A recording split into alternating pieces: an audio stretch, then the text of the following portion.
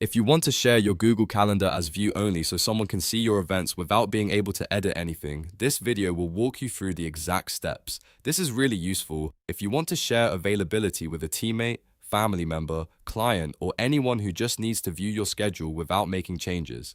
If this video helps, make sure to hit the like button and subscribe for more simple tutorials like this one. Alright, let's jump right in. First, open Google Calendar in your web browser and sign in to the Google account that has the calendar you want to share.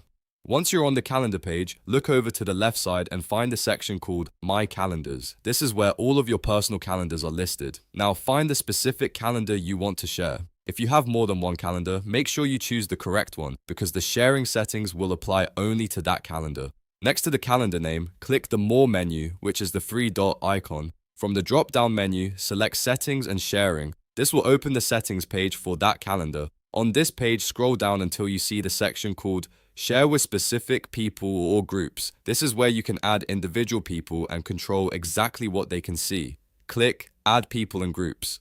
A box will appear where you can type the person's email address. Enter the email address carefully because this is the account that will receive the calendar access. After typing the email, select the correct person if it appears in the suggestions. Now you'll see permission options. To keep the calendar view only, choose See All Event Details. This lets the person view your calendar events and details, but they still won't be able to create, edit, or delete anything on your calendar. Once that permission is selected, click Send. Google Calendar will send an invitation to that email address. The person will need to accept the invitation before they can view the calendar. And that's it. Your Google Calendar is now shared in view-only mode. The other person can see your events, but they cannot make any changes to your schedule. If you ever want to update or remove their access later, you can come back to the same sharing settings and change the permissions anytime. If this tutorial helped you, don't forget to like the video, subscribe to the channel, and turn on notifications so you don't miss the next quick how-to guide.